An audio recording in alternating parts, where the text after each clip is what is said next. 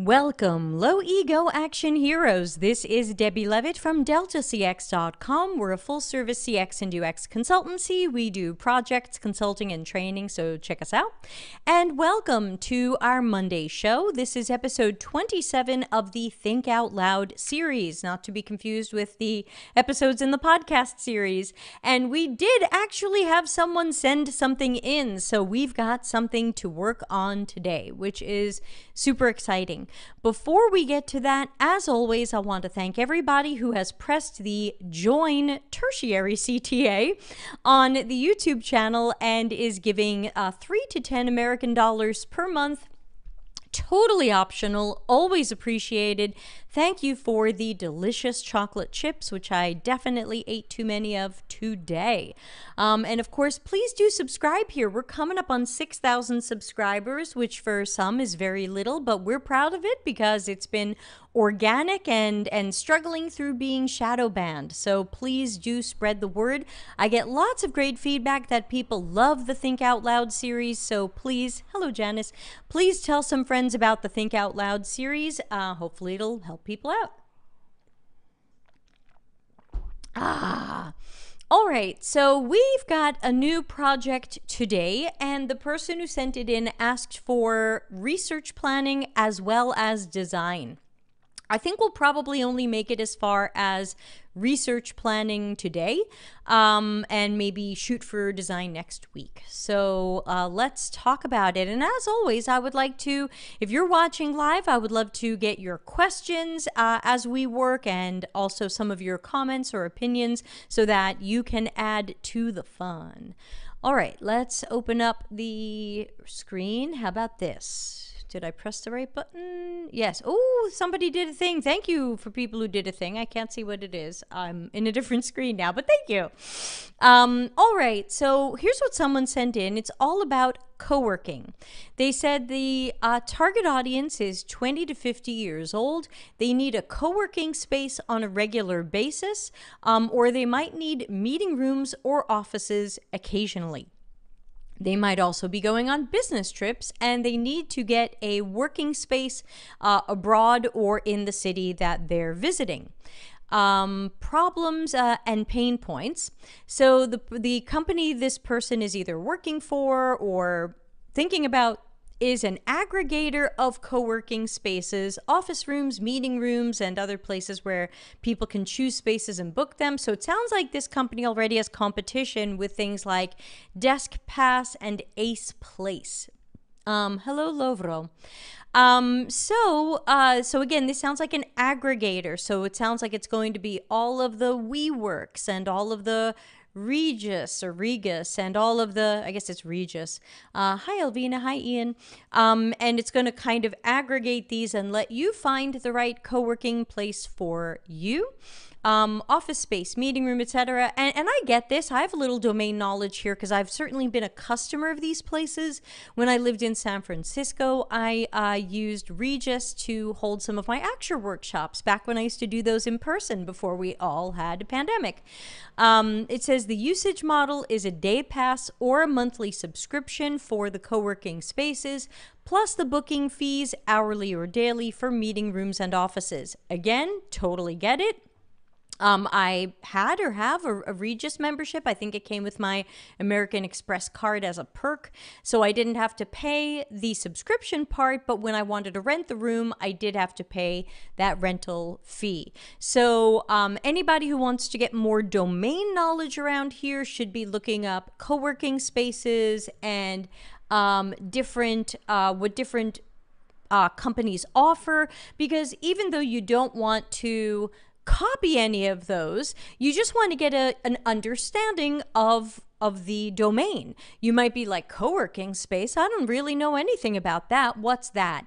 And so it's important before we get too far with anything to do some domain research and learn, what is a co-working space? Where are these spaces? What do they offer? So you can see from this, we get a little hint at this, but if this is new to you, you're probably thinking, This is a foreign language to me. So you want to learn about people who buy day passes, people who have monthly subscriptions, people who use the meeting rooms and the offices. And there was a secondary research thing this person sent in, but notice it's a Harvard Business Review article from 2005. So chances are it could be semi-accurate about co-working, but obviously all of that got flipped on its head with the pandemic when people were not going to co-working spaces because that was not a safe place to isolate and stay away from people. But then it's probably going to come back as we have more remote workers who don't or can't work from their homes, apartments, whatever. This is where, hi Manuel, this is where knowing I should probably turn off, I've probably double things. Somebody did something else and I missed it. Thank you. Let's turn off I have it turned off. Okay, hi. So this is where people have sometimes heard terms like hot desk and stuff like that. So at some co-working spaces, if you have a membership, you have an assigned desk. That desk is always yours. Nobody else can sit there. In other co-working spaces, your membership says, come in and find a seat. Sit somewhere. It's not your space. Find a place. So there's so many levels of memberships in co-working spaces. It would be important for you to do the secondary research to get familiar with the domain. So if you're watching live and you have questions about co-working, ask them now, because again, I happen to have a little bit of domain knowledge here from having been a customer for many years. In fact, when this came in, Pier Mario and I were reminiscing about the time that we rented a little office with, I think it had 2 desks and 2 chairs and a little window to look out into the world in Phoenix, Arizona, before the pandemic. And I was like, why did we do that again? Why were we in a co-working space? Did we not have a hotel room? So we couldn't totally remember, but I remember being there. So anybody who has domain questions, you can ask them to me, but of course you can also do some of your own desk or secondary research to learn more about co-working spaces. Now, that is not going to tell us what we need to know for generative research. Generative research is about our target audiences and their behaviors, their needs, their pain points, their perspectives, their priorities, their tasks. This is what we try to find out from generative research, and this is something that Googling probably won't tell you. We can always find an article out in the world that's going to say, oh yeah, people who work at these types of companies like to use co-working spaces. That's fine, but that's more market research. That tells us there's a need in the market for this thing and some people use it, but it doesn't really tell us more about these users and what they need. So the person who wrote in said, I need to plan generative research to understand pain points and opportunities. So this is someone saying, I don't really have a hypothesis here, and there may or may not be a product, but we just have to understand more about people's use of co-working spaces. Hey, Aitan. Good to see you, as always. The legend is back, yes. Queen of helicopters. So that's what we're going to do together today. We're going to plan the research that I would do, and maybe you would all do. We'll team up. We'll pretend we've teamed up, and we're going to take a look at. We're going to make sure we talk to some people about co-working spaces and what are their, again, tasks, needs, perspectives related to that. Remember that good generative research doesn't call somebody up and say, co-working spaces, what do you need? That's not how we do it. That's how some people do it, but that's not how we do it here, where we do things correctly on the Delta CX YouTube channel. Don't forget to subscribe. So let's jump over to the template that I use. So some of it is pre-filled in, but we'll change it and fix it as we go because this was copy-pasted from our last project on Think Out Loud. So we're going to change it up. We are not going to do a 3-hour on-site observational study, but we'll get there. First, let's think about who do we want to meet. So when I think about this, and y'all can correct me or you can add to this, oh, is this a real project? The person who sent it in said it was a real project. So I guess we're helping someone out there plan a real project about co-working sites and co-working places and booking them, since it sounds like the company they work for is some sort of co-working space aggregator. It'll take all the chains and types of co-working spaces and let you book, I guess, any of them, or at least find them in some way. So probably design next week, fake research planning this week. Solomon says, awesome. When do I open Figma? Depends. For some people, you already have.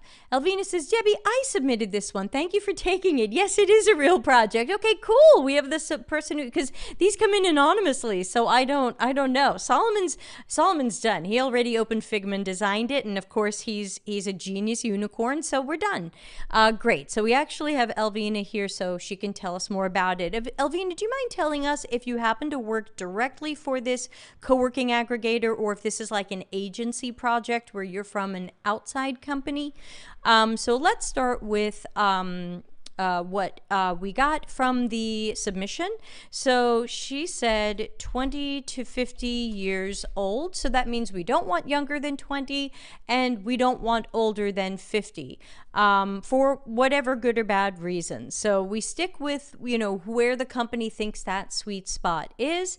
I don't know if speaking English or not speaking English is going to be important here. This was left over from our last project. Certainly, we want people with accessibility needs. They go to co-working spaces too. We might even find that an interesting audience for this could be people with autism, because people with autism, sometimes, not all of them, I don't want to overgeneralize, but some of them can be very sensitive about work environments. They're sensitive about sounds. They're sensitive about temperatures. They're sensitive about the feels of the chair. And these are real needs that they have, and I'm curious how they deal with those needs. How do they deal with making sure that they've selected a place that has a good temperature, or a way that they can control the temperature? Do they bring a fan? Do they bring headphones? So let's make sure that, especially when we think about co-working spaces, which are sometimes lots of people in a big room and a little noisy. Elvina says it's an agency project. That we're thinking about those people. So I'm just going to put kind of autism in parentheses, because even though we want to talk about all accessibility needs, it's going to be important for visual, mobility, all of that stuff. For some reason, I'm thinking, let's not forget people with autism.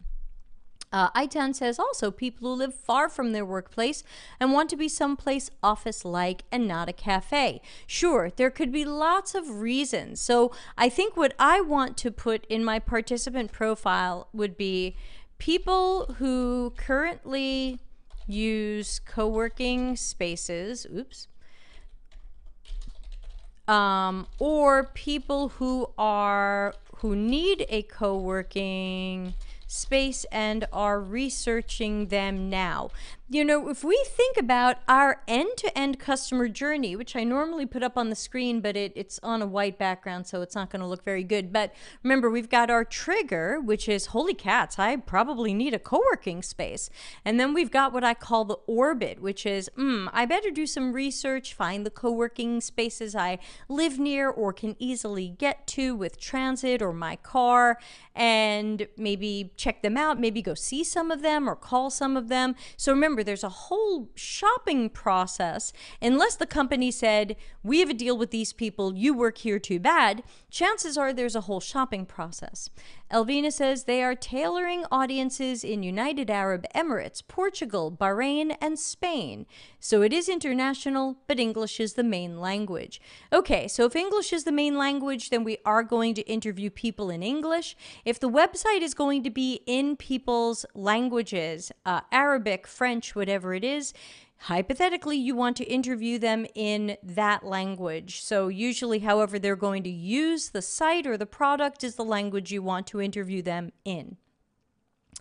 Oops, sorry, getting my Discord messages. I'm sorry, I always forget how to pronounce your name. Cheney? Says lighting is also important. Fluorescent lighting is the worst when considering autism. Great point. And again, anybody can be sensitive to lighting, temperatures. You don't even have to have autism. I'm well into menopause, and I am more sensitive to temperature than I used to be. It could just be, you know, that's where you are in your personal life progress. So again, so I think autism are good people to speak to, but really anybody can have sensitivities or accessibility needs, even if we don't think of them as disabilities, diagnoses, or conditions. So let's remember that. I10 says, Debbie, what about people who don't know these places but would use them if they were available? I don't know if I'm making sense. Not everybody knows about this concept. Yeah, I think that's a good question from maybe Elvina would be, where are people starting from? How do they know they need a co-working space? Because we talked about the trigger being, holy cats, I need some place to work. That isn't my apartment or my home or not the office because I can't get there or don't want to go there or don't have to go there or don't like to go there. So I think that's a good question is what are they searching for on Google to even find these places? But I think that we could cast a nice wide net with our recruiting by asking people questions like, have you ever looked for a place to work that was not your home or your company's office? So now we haven't used the lingo of a co-working space, which, as I10 points out, people might not know. They might not have heard of it. They just might have the trigger, which is, I got to find somewhere to work. But it's not here and it's not there. Holy cats. Where am I going to do this? So I think that that's probably a good general way. Let's make a note here. Ask people if they have ever searched for a place to work or hold a meeting. Let's remember that co-working spaces are sometimes used as rent a meeting room and you don't work there. Or hold a meeting that wasn't your home or your company's office. Elvina says some people are thinking about it being a cafe or a space to work from. Okay, that could be some of the language they're using. Lovro says, when talking about participant profiles, are we thinking only freelancers? Because there's a lot of small bootstrap companies that find co-working cheaper than an office for starters. Yeah, Lovro, I get the feeling that's not the audience here. I get the feeling that the audience is not the startup that says, hey, we're a 5-person startup. We don't want to rent an office yet, but we got this co-working space where we've got 5 desks for us and that's where we're going to be. That's basically where the company has rented the space and says everybody is coming to the co-working space as our inexpensive, flexible office. I think from what Elvina sent us, and she can correct us because she's here, I think this is people who are maybe digital nomads or they travel for business. They find themselves in different places. They're not always working from home or an office. And again, I've done this. You know, I lived in San Francisco. I grabbed an office space in Phoenix because that was part of the Regis network. So yeah, I'm guessing it's people who are either going to use this as an ongoing way because maybe they're a remote worker or or they're not going into the office for some reason, or they're a traveler and they're like, I'm usually working from home in Bahrain, but here I am in Portugal, and I need a place to work for 2 weeks.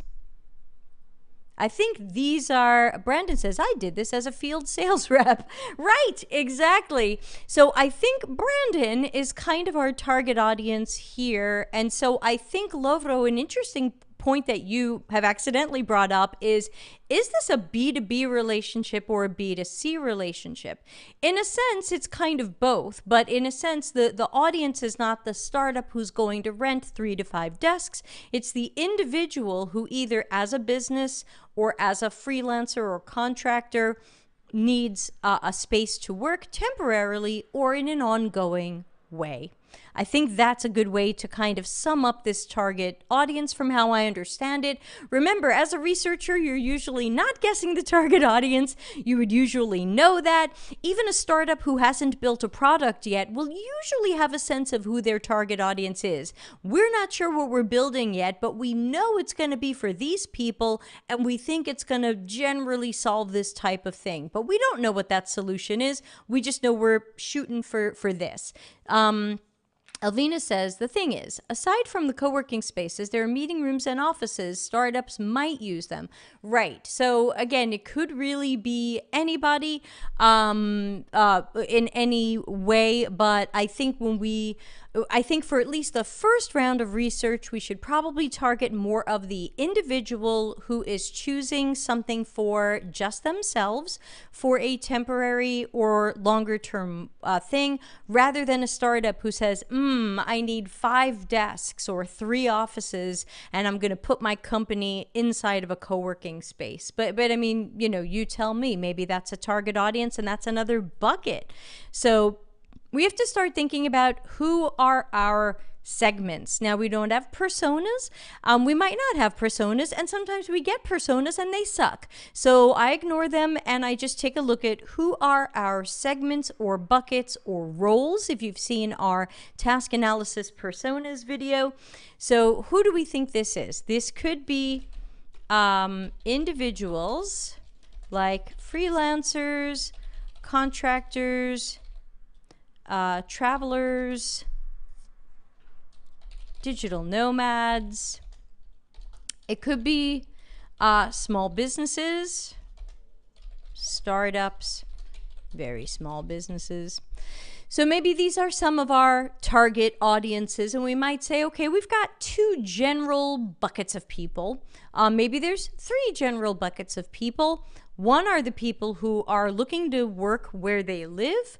One are the group looking to work when they travel, or they need the meeting room when they travel. So maybe we split them into local needs and travel needs. That's what I'm going to call them. Yes, I'm overlapping my stuff badly. Hold on.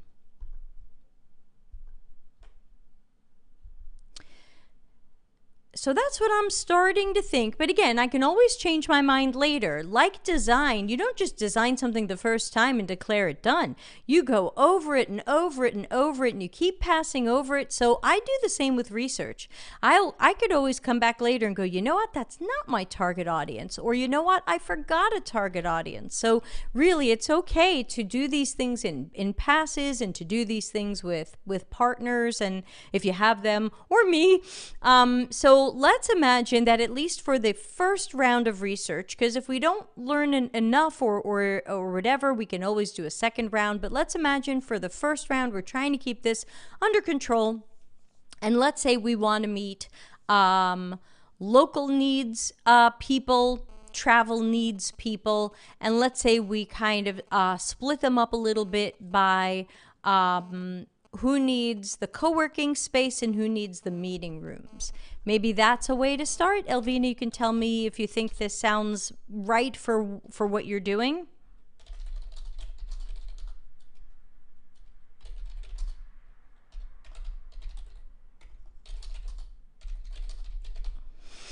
I assume everybody can hear me typing, so they know I didn't freeze. So hypothetically, that could be 4 buckets. So if you combine the two and the two, local needs ongoing co-working, travel needs ongoing co-working, local needs meeting rooms only because I work from home and I just like to have meetings at a co-working space. I don't like to have people at my house. Travel needs meeting rooms. Maybe we find that people generally fall into those 4 buckets with, of course, some overlap. Some people might be local needs and need both. But this is a way that we could start to try to separate people into some buckets or segments or groups so that we can figure out who we want to recruit for this. And again, I might be going in the wrong direction and Elvina or somebody else will have a better idea and we'll shift. If there's a better idea, shift to it. Don't be proud. Don't be high ego. Shift to the better idea. So what if we have 4 buckets and we want to meet 8 to 12 of each? So I probably want to try to meet 48 people, especially if we can find some people within those buckets that have accessibility needs, whether they might be a wheelchair user or they might have other assistive devices or a visual issue or autism. I think these would be a great combination of real users. These are all your real users. And split it up with different genders if possible, just so we get different opinions. And so that would probably be where I start. 48 people. Now, it's not going to be an on-site observational study and interviews. If this is about, because from what it looked like, from what Elvina sent in, it looked like this is about finding the right co-working space for you. It doesn't sound like it's necessarily about going to the co-working space, using it. Is the coffee good? Is the desk comfortable? It sounds like it's just about using the website that helps you narrow down some of the options for the city where you want this to be. So this doesn't have to be an on-site study. That's a bit much. Yeah, Elvina says yes, precisely. So I would say that I could probably do this searching and choosing as a 1-hour remote observational. So we could call it contextual inquiry, which of course is observation plus interview. Oops. And by the way, I'm going to load this file up to Axure. If anybody wants to check it out on the web later, it will be at DIE1 letter X letter K .axshare.com, AXSHARE.com. It will be there later. For now, I'm still working on it and I didn't upload it. And then if we want to get through 48 interviews, that's a lot. I would love to put 2 teams on this. So I would like to have 2 lead researchers and 1 or 2 assistants. We've done stuff like this with 2 leads and 1 assistant, so I know it can be done. But for 1 assistant to listen back to 48 hours of video, too much work. It's just like 2 months of work. So chances are you probably want 2 assistants if possible. I know Elvina's thinking, it's just me. You've got 4 people, but it's just me. I'm just guessing, but in a dream world, I would love to put 4 people on this project. So 2 teams are working on this. The assistant is attending all of the sessions so that they can do some live note taking. And maybe that way they don't have to watch all of the videos later. They can just check their notes for some things they wanted to go back and listen to or rewatch. That would help save with timing. But of course, if time is not a problem, then you go back and you watch all 48 hours of video. So we would have people in Zoom or Google Meet, have them share their screen. Before we get to questions, let's see, how long do I think this would take? 48 people. 48 recruiting. You know, I could easily see this taking 2 to 3 months. I don't think it's $300,000. I'm going to go with, I'm just going to guess. I'm going to go with $120,000. I'm just spitballing here. And incentives for 48 people would be 4,800. I usually like to give people around 100 American dollars for an hour of their time if they're not surgeons and people who expect more money. Janice says, hi, Debbie, can you clarify how you segment users into buckets? If a person falls into several buckets, do they count as 2 users? No, you would have to decide which bucket they're going to represent. And sometimes that's tough because people need the co-working space and the meeting room space. But maybe you can try to figure out maybe the screener survey asks frequency. How often do you use co-working space? Every work day, or more than 10 times a month. How often do you use co-working space meeting rooms? More than twice a week. Maybe you can use some frequency questions in the screener survey to say, are they more of the co-working space user, more of the meeting room user, maybe equal on both. Eventually, I usually put people into one bucket, and that way I can still end up with 48 people. Will there be some crossovers and overlaps? Absolutely. Janice, you and I are working on a project now where even though we tried to drop people into different buckets, we found that there was some overlap, and some people we thought were really from this bucket were kind of from this bucket, and just know that sometimes that's going to come with the territory. So we're just going to do our best to try to find that. And maybe I haven't split them up well. Maybe somebody's going to come in later and say, Deb, these don't make sense. Or, hey, Deb, let's make 6 buckets. Let's have co-working only, meeting room only, co-working and meeting room together. Okay, now we have 3 each for local and travel, 6 buckets. That's fine by me. I've done research that had 6 buckets and we met 71 people. It's all a matter of time and budget. You can't get it wrong by being more thorough, but very often companies and agency clients don't want this to take half a year. So I don't believe in minimal viable research. I want to make sure we're doing something complete that's going to allow us to meet our goals, which we haven't even started writing and the show's half over, and to make sure we are giving our client actionable information, that I want to give the client actionable knowledge about their target users, and then that knowledge can, of course, go on to influence product strategy, CX strategy, decisions, things like that. So let's pretend that's what this is. We don't have a booking tool for this one. That's left over from a really old one, pre-compost. Actually, this one is a booking tool. That's so funny. What were we doing before? I think we were doing a vacation club, right? We were doing timeshares. So this kind of is a booking tool, but here we're going to really talk about the search and discovery, and then eventually the booking as well. So I think search and discovery and the booking flow as really 2 separate user flows. You have the user task of finding places and orbiting and narrowing that down, and then you have the, I'm in the ecosystem, I'm going to book with this particular company. Oh, Larry's here. This is wonderful. Just logged on. Did you mention asking users what kind of tasks they perform with coworkers? Then use your knowledge to determine what kinds of co-working spaces folks need. We didn't get that far, Larry, but let's start over here with some questions.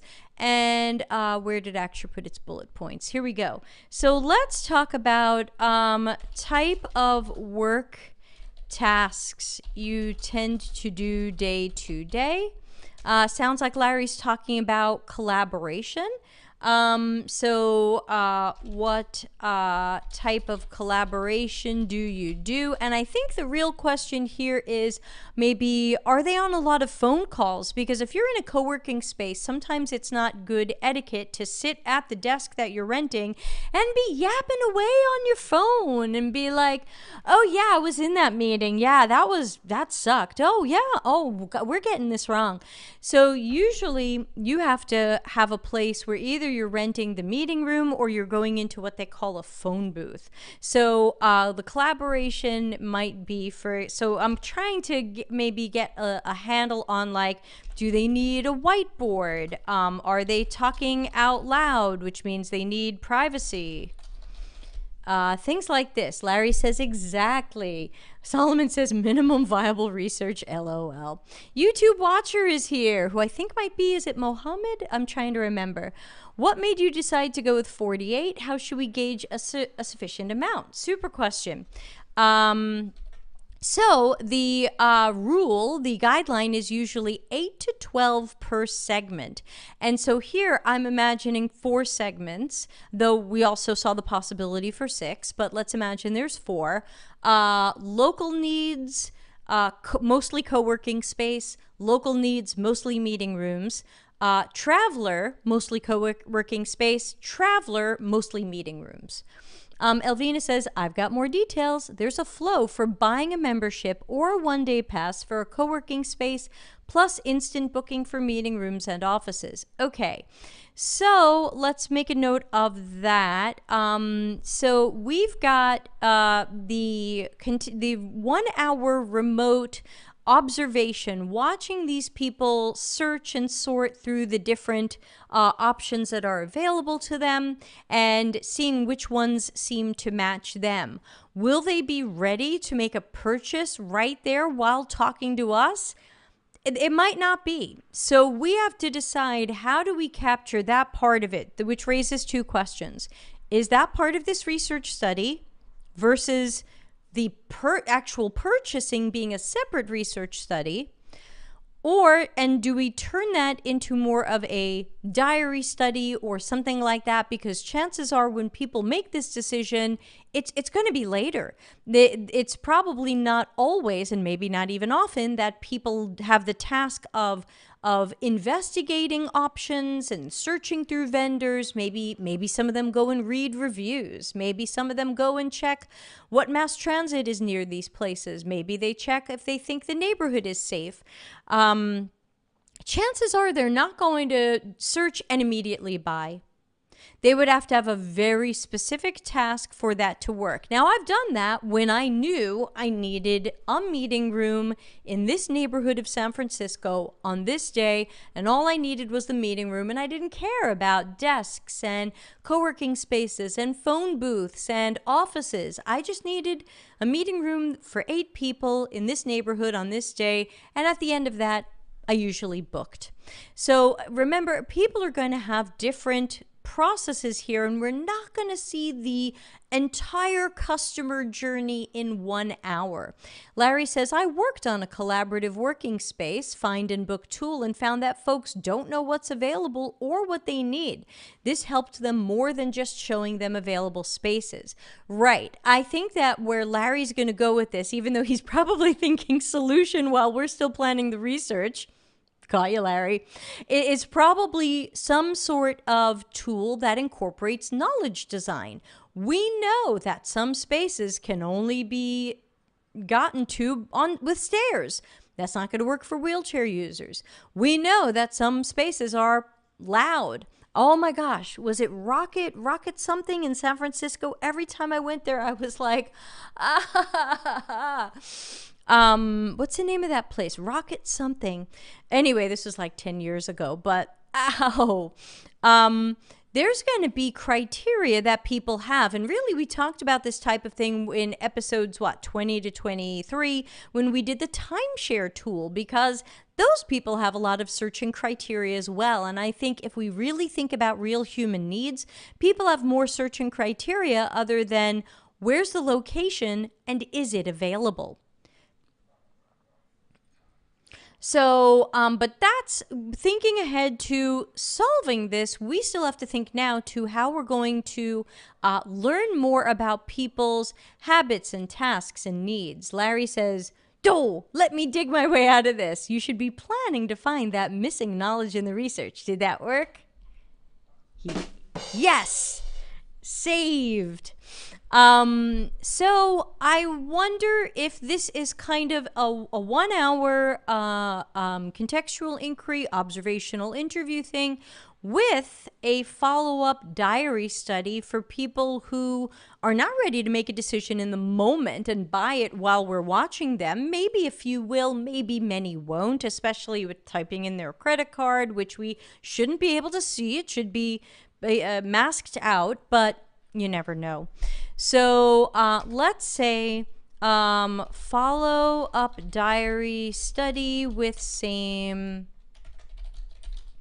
people for longer arc of customer journey decision making and purchase flow.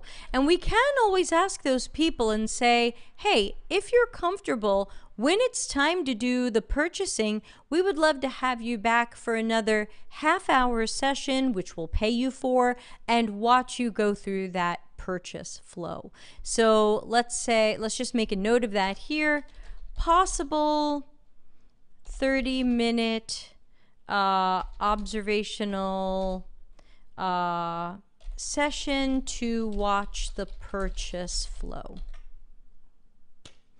So that will cover a lot of what's going on here. I'm not a fan of diary studies. I don't love them. But other than getting super ethnographic and moving in with these people, I don't always know a great way to try to have some eyeballs and knowledge on a process that happens over hours, if not days, if not weeks. So we just have to get people to journal what they're doing as best as possible for that. Now, one tool that I used on a diary study almost 2 years ago that I really had some fun with was Video Ask. Not sponsored. Video Ask is a service from Typeform, and some of you will say, that sounds familiar. If you've sent in an anonymous question for the Tuesday show, you've probably used Video Ask. And what we did with Video Ask for this diary study was we let people put in a typed or pasted or dictated journal entry, but then they could also record a video if they wanted. Now, this costs extra in Video Ask, but it was worth it because then we had some neat stuff that we could watch and transcribe. You could hear people's voices and emotions, and you could hear them tell their story, and then you had something for video clips later. So I kind of like this little variation of a diary study because it brings things to life a little bit more than just people's journaling. Larry says, can you suggest some type of observational research, such as visiting people at co-working spaces to give objective reference you can use to guide interviews? Okay. Are you talking about like gaining domain knowledge about what a co-working space is and why people would even need this? If so, we did talk about domain knowledge earlier. We talked about a little bit of secondary research to get to know co-working spaces a little bit better, but Larry's totally right. You can absolutely visit co-working spaces. Many of them will happily give you a tour for free if you act like you might want to give them money at some point. They'll give you a tour. It's usually free. You can go to these places. They'll show you the kitchen and the desks and the offices and the meeting rooms. They're thrilled to show you these things because they're hoping it'll turn into a sale. But make sure, I need a make sure graphic. Make sure you're using this for domain knowledge. This is not your research. Don't ask the person working in the co-working space, who are your customers and what do they need? That is not good primary research. It's not primary if we're not talking to the customer. Now it's secondary. It's seen through that worker's eyes, their lens, their bias. So don't make that mistake of asking that person to represent other people. We're going to talk to those people directly. We're just looking to explore co-working spaces online and maybe visit a few for the domain knowledge. Larry's totally right. Great way to get domain knowledge when you're dealing with an on-site type of place that you can get to. It's not an operating room. It is not a helicopter. You can go to a co-working space and say, I'd love to get a tour. I'm curious about co-working spaces. Oh, yeah. So there you go.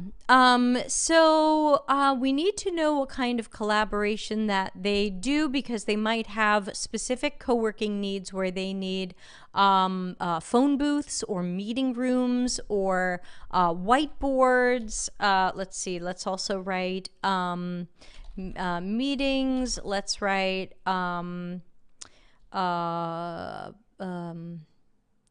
I'm going to call it storage. And that's going to sound a little weird, but I know some co-working spaces have lockers. Some of them rent you an office with a lockable door where you can keep some things in that office and those things are yours. Other places rent you what they call the hot desk. You just show up and you pick an empty desk. So you might have your stuff with you or in a locker. So what are some people's needs around this? Larry says, domain knowledge. You need to put that in a book. Whenever I do that, I feel like Bert from Bert and Ernie. I think Larry is my Ernie. I'm definitely the Bert. Well, at least I made Larry laugh. Okay, so let's think more. You know, we jumped into questions. Let's circle back and talk about goals. What do we want to learn? And Elvina, this is your project. Let's talk about what we want to learn. So we want to learn more about, I'm going to just start, and this is in no particular order, and this is my first pass. I might change my mind later. Usually in this type of research, I want to know something about how people make decisions. I don't want to learn about how people make decisions. I always want to learn about how people make decisions. So how are people making decisions relating to co-working spaces? What is their process? What are their factors? Is the budget important, or maybe they're being reimbursed or the company is paying for it? What about the location? Does it have to be near mass transit, or are they going to drive there? So what are some of the decision-making factors? Because as we learn more about that, and as we watch people search for spaces online, we're going to get a really good idea of what types of filters or sorting or information we need to show people when we build our tool for these types of features. For example, I have seen co-working spaces that were allowed you to search by how loud is the place. That was kind of self-reported from people who had been there. Elvina says, how people search for co-working spaces, what are the decisive factors? Yeah, definitely.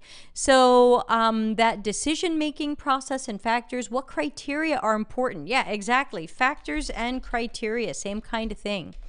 And maybe, I am curious, is the searching process different if it's out of their pocket?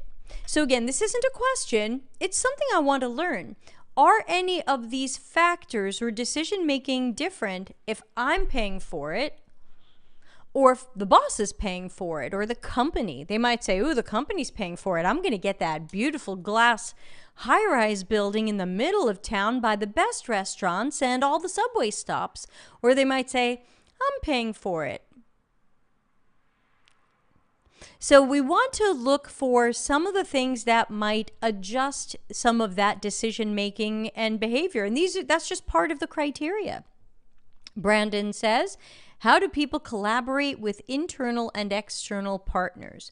Okay, so if we have, I assume that we're going to find some people in our buckets, and again, we didn't make these a separate bucket, but I assume that in our buckets, we're going to find people who have used a co-working space before and people who have never used a co-working space before. So we're going to have some people who have a little bit of savvy and some people who don't.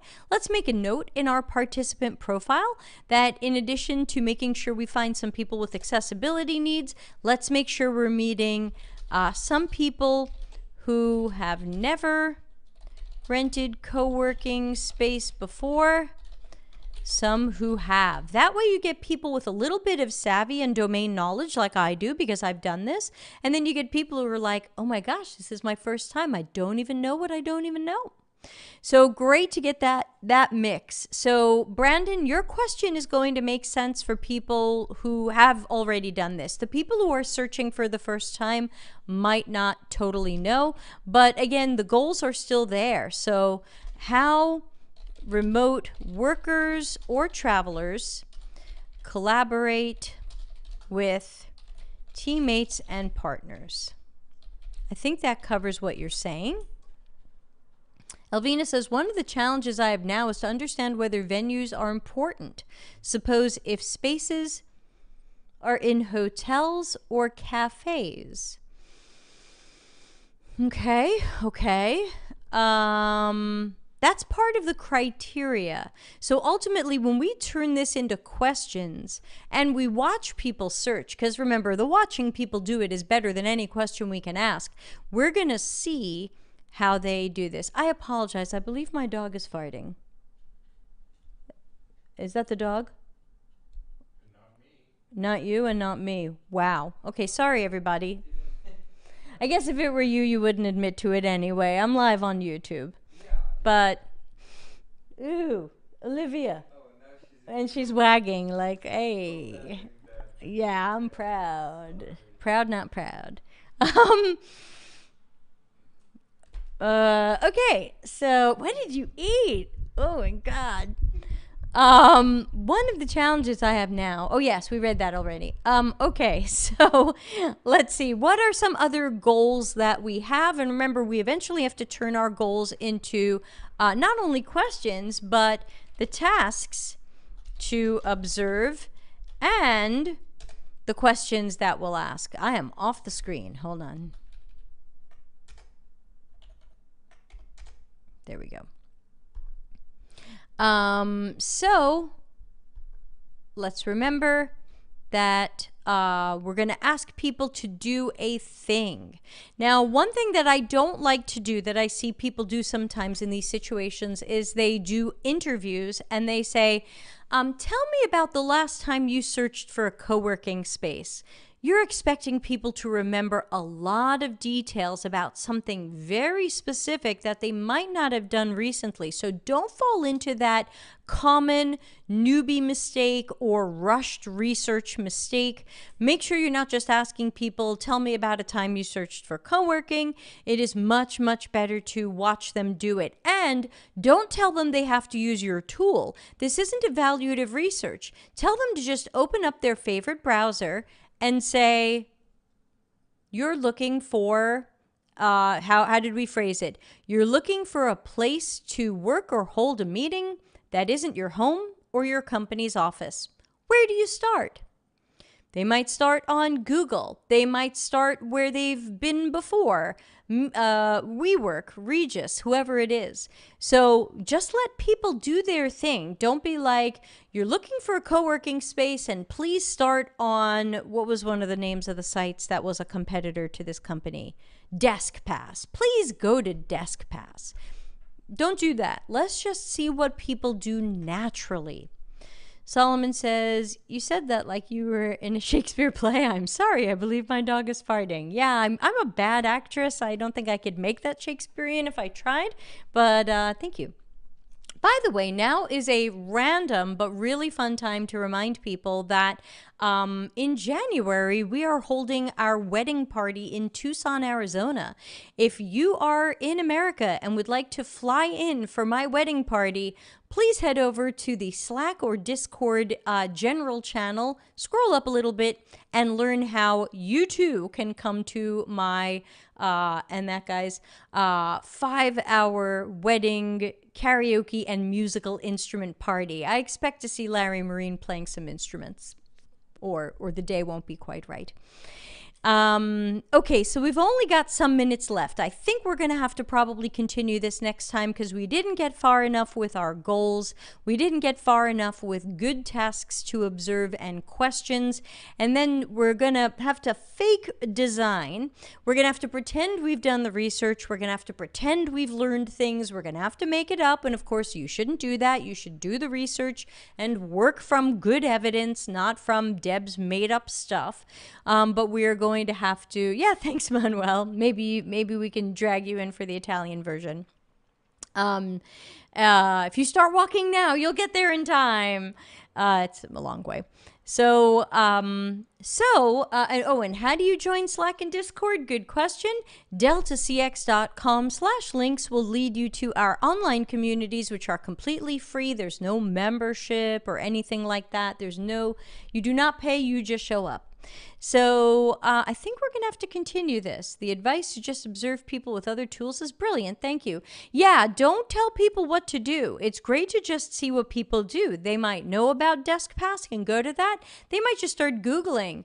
They might start Googling workspace Cleveland or hotel meeting room Boston.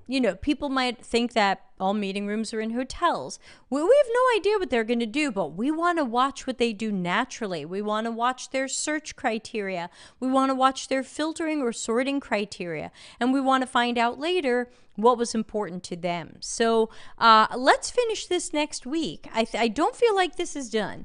I would say a little more research planning. Let's just make sure we have a show next week. Yes, we do. Manuel's got half a question. Oh, and let me upload this to Axure for people who want to catch up as we go.